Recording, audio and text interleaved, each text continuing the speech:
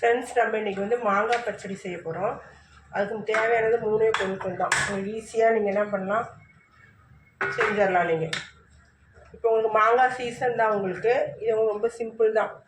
தேவையான பொருட்கள் பார்க்கும்போது மாங்காய் இது மாதிரி உங்களுக்கு துருவின மாங்காய், அதுக்கப்புறம் நெக்ஸ்ட்டு வந்து மிளகாத்தூள், உப்பு, கொஞ்சமாக பெருங்காயம்.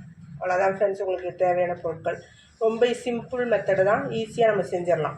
ஃபஸ்ட்டு என்ன பண்ணலான்னா, கடாய் காஞ்சோன்னு கொஞ்சம் ஆயில் ஊற்றிக்கலாம். கொஞ்சமாக ஊற்றினா போதும். நான் வந்து ஆஃப் மாங்காய் தான் செய்கிறேன்.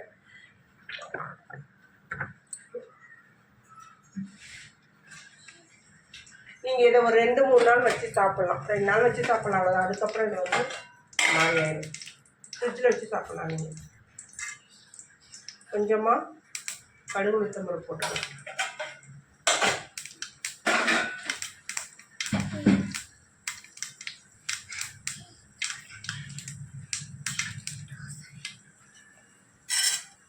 கடுகு உளுத்தம் பருப்பு உங்களுக்கு வந்து பொரிஞ்சதுக்கப்புறம் நீங்கள் வந்து துருவி வச்ச மாங்காய் போட்டுக்கலாம்.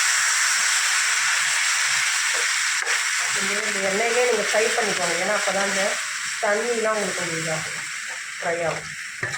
நான் கூட கொஞ்சமாக தான் விட்டுட்டேன். ஒரு நேரத்துக்கு மட்டும் தான் சாப்பிட்டு கிடக்குறேன். நான் ஆல்ரெடி நான் வந்து அவரைக்காய் பொரியல் பண்ணிட்டேன் ஃப்ரெண்ட்ஸ்.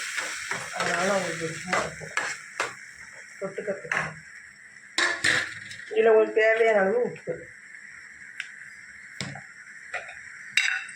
தேவையான அளவு மிளகாத்தூள் கொஞ்சமாக போடுங்க. மிளகாத்தூள்லாம்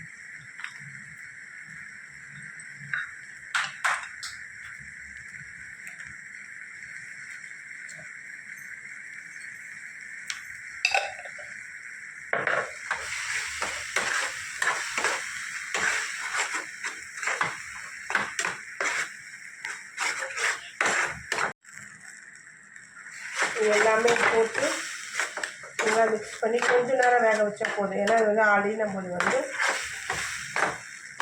துருவியாச்சு, அதனால் சீக்கிரம் வந்துடும். நம்ம என்ன ஆட் பண்ணியிருக்கோன்னா உப்பு, மிளகாத்தூள், பெருங்காயத்தூள், கடுகு உளுத்தம் பருப்பு போட்டு தாளிச்சிருக்காங்க. நீங்கள் இது என்ன பண்ணலாம், ட்ரான்ஸ்ஃபர் பண்ணி ரசம் சாதம், சாம்பார் சாதம், தயிர் சாதத்துக்கு நீங்கள் தொட்டு சாப்பிடலாம். ரொம்ப நல்லாயிருக்கும். Thank you friends.